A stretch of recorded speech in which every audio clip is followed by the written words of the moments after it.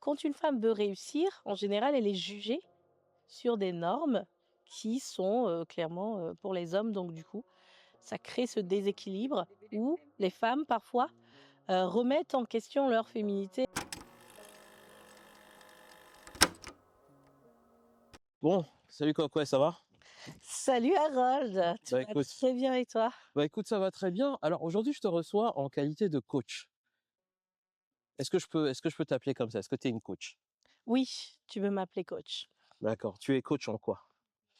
Je suis coach en épanouissement personnel et professionnel des femmes. C'est une manière de résumer tout un tas de choses que je prendrai plaisir à te développer après.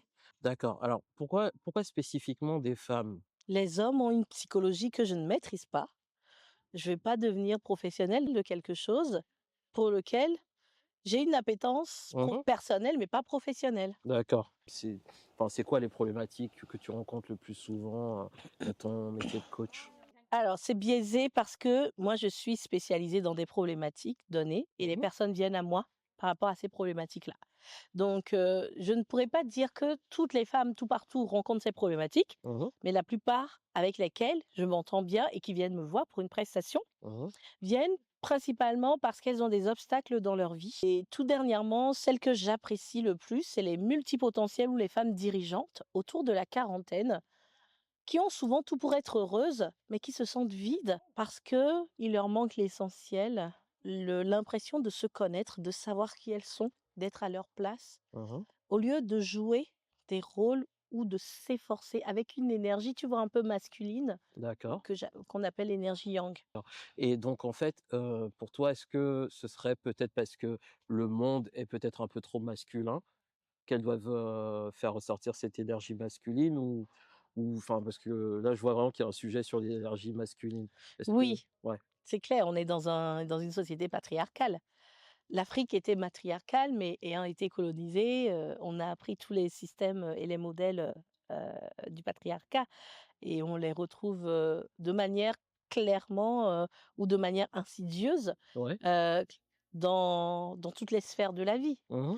et du coup, quand une femme veut réussir, en général, elle est jugée sur des normes qui sont, clairement, pour les hommes. Donc du coup, ça crée ce déséquilibre où les femmes, parfois, remettent en question leur féminité pour développer une niaque qui leur permet d'accéder à certains niveaux. Je ne dis pas que c'est le cas de tout le monde, Mmh. mais quand il y a un désalignement Mmh. profond qui fait que autour de la quarantaine, on a tout pour être heureuse, mais qu'on se couche, on a l'impression d'avoir un vide immense ou Mmh. même parfois des blocages Ouais, qu'on comprend pas.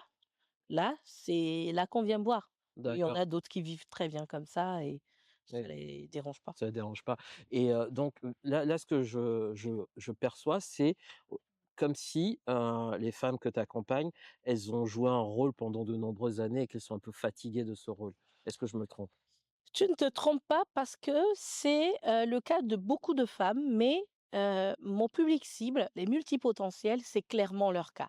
Parce que cette cible-là, c'est des femmes qui ont, des capacités d'adaptation.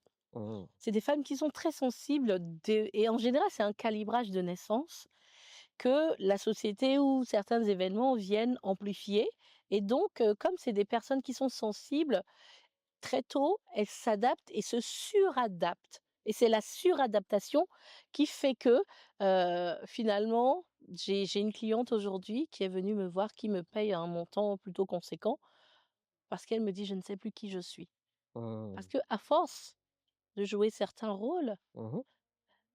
elle s'est adonnée à son mari, à son foyer, à ses enfants et un jour, elle s'est rendue compte c'est même pas qu'elle s'est rendue elle avait des problèmes de dos, tu vois? D'accord, OK. Généralement, les douleurs Mmh. ou le cancer ou un burn-out, Mmh. c'est les crises, c'est le déclic qui pousse des femmes à se poser la question ou à réaliser qu'elles sont à côté de leur pompe, tu vois? D'accord.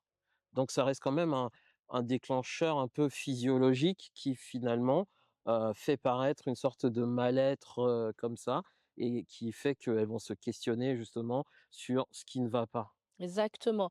Parce que ce qui ne s'exprime pas s'imprime dans le corps, on somatise.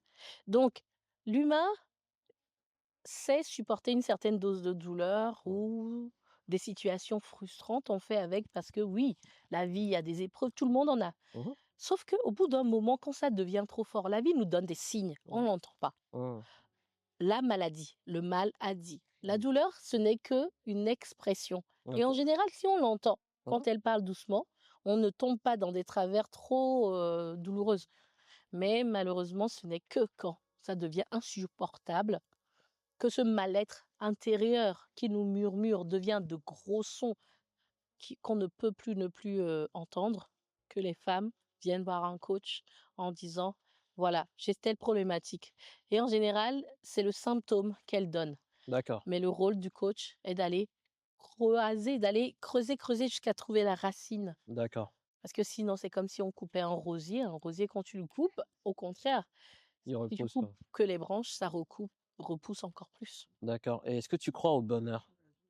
Ah ouais, pour moi, c'est l'état naturel de l'être humain. Quand on est, les bébés sont heureux, à part si dans le ventre, parce que ça commence déjà dans le ventre, heu, il y a eu des problématiques. J'ai vu récemment une vidéo d'un bébé, à qui une réflexothérapeute, faisait des soins, qui développait de l'asthme et la thérapeute disait: «En général, l'asthme, c'est l'émotion de la tristesse, heu, qui n'est pas de l'enfant, qui peut être de l'enfant, mais qui peut être aussi l'enfant qui capte l'émotion de sa mère depuis le ventre D'accord. et donc elle développe et donc même moi, ma fille, elle a eu de l'eczéma à un Mmh mh. moment, très jeune et elle venait tout le temps prendre ma main OK, et mettait sur son cou d'accord.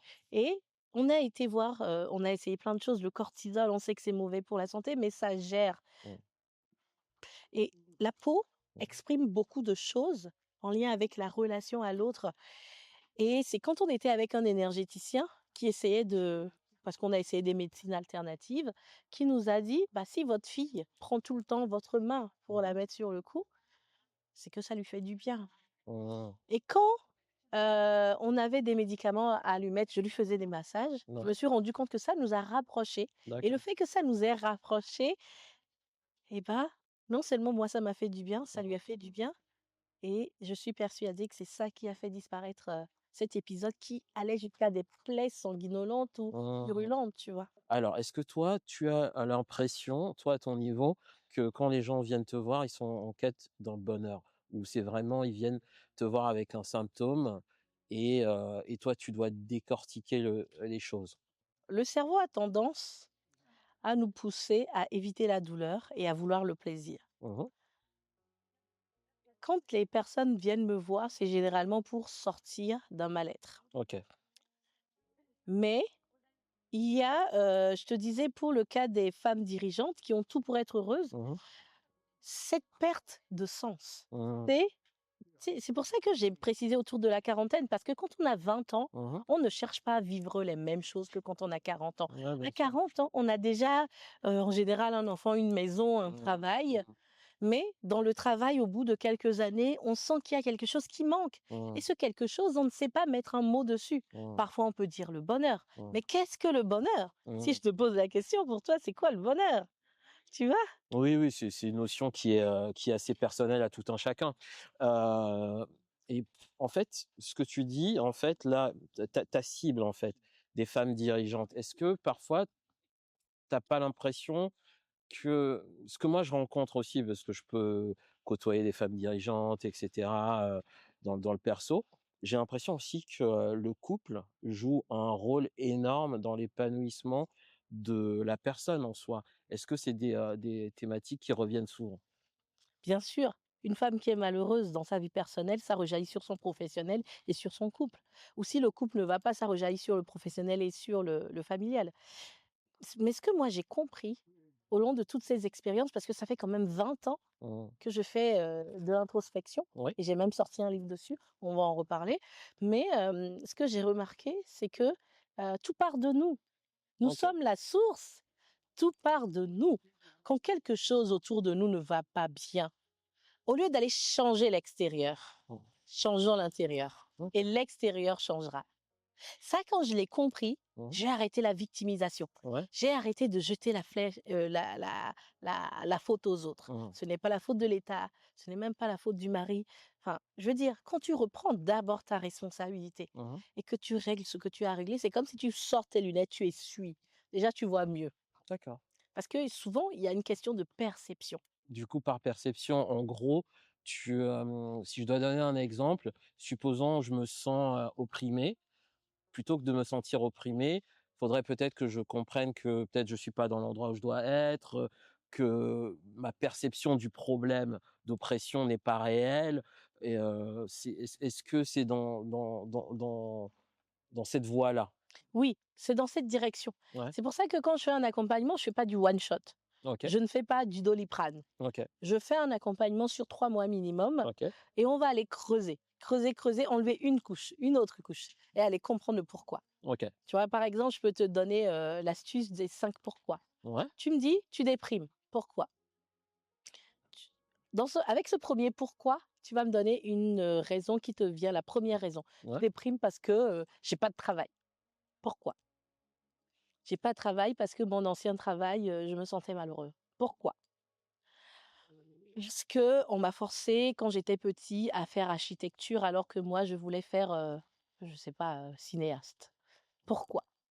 Parce que mes parents ont été éduqués à penser, ce qui va te faire gagner ta vie et pas artistique. Pourquoi? Tu vois? C'est comme ça, c'est un des outils que je te propose mmh, qui va te permettre d'aller chercher la racine. mmh, Parce que encore une fois, si tu coupes le rosier dans mmh, les branches, mmh, tu ne déracines pas, la racine va se renforcer et se réexprimer autrement. Ce que je te dis, c'est mmh, qu'il y a des gens, comment moi je fonctionne en tant que coach? ouais, J'offre des séances gratuites. 30 minutes où tu viens me voir, on discute. Et à travers cette discussion-là, tu vas percevoir si je suis une bonne personne pour toi, pour t'aider. Et moi, je vais percevoir si ta problématique, je suis capable de t'apporter une réponse. Et surtout si tu es prêt.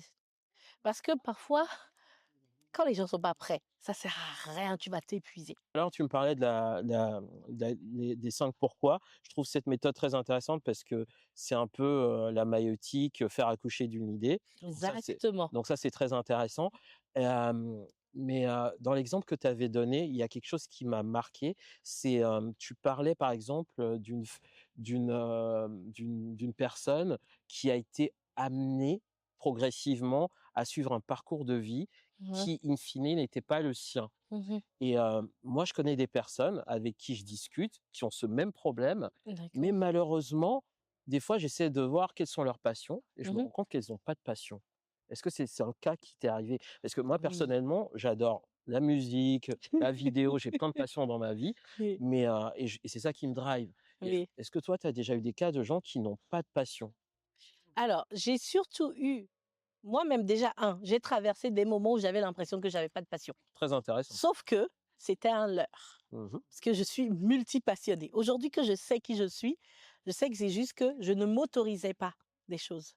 Ou alors j'avais une mauvaise définition de ce que c'est que la passion. Et parce que moi je suis une extravertie, il faut que le truc me brûle et cetera. Mmh. Alors que certaines personnes, ils peuvent faire métro boulot dodo, ils sont introvertis, leur passion c'est la lecture, ils sont là, c'est tout. Voilà. Mais c'est très intéressant parce que quand ces personnes-là, tu leur demandes mais qu'est-ce que tu aimes faire? Ils vont te dire: «J'aime bien lire, j'aime bien ceci», mais après derrière, elles peuvent pas être des lectrices, heu, comment dire? Professionnelles. Mais si, Voilà. c'est-à-dire que tu peux partir de cette lecture-là Ouais. et en faire une profession. Et parfois, on donne des sens. C'est là où on se trompe on imagine des grandeurs, des machins, alors qu'on a la solution sous les yeux. Ouais, ouais, ouais. Donc ce que tu encouragerais, par exemple, à une personne qui te L'audace d'être soi. Ose être soi. Arrête avec les injonctions sociales. Souvent, on rentre dans des cases où on veut rentrer. En fait, c'est qu'on ne s'écoute pas. On n'écoute pas la petite voix intérieure. Parce que cette petite voix-là, elle veut nous guider vers qui nous sommes et ce que nous aimons faire. Mais comme la société ou comme les autres ou comme X ou Y estiment que être artiste peintre, c'est pas un métier, eh ben on se dit mais non, on ne s'autorise pas. Et en général, on peut faire des métiers, avoir des enfants, tout un tas de choses, mmh mais derrière, ça ne nous nourrit pas intérieurement. La flamme s'est éteinte. On a éteint la flamme pour aller chercher l'argent, pour aller Mmh. faire plaisir à papa, pour aller devenir femme au foyer, pour les beaux yeux de quelqu'un. Quand tu te découvres, quand tu sais qui tu es, ça change toutes les perspectives parce que on va vers les autres pour nous nourrir, alors que l'extérieur ne nous nourrira jamais. J'ai écrit un livre qui s'appelle Le pouvoir caché des femmes. Ça s'appelle Le pouvoir caché des femmes. Et j'encourage les personnes à oser devenir pleinement qui ils sont. Et je conclurai là-dessus. Osez devenir la femme de vos rêves, Mmh. l'homme de vos rêves.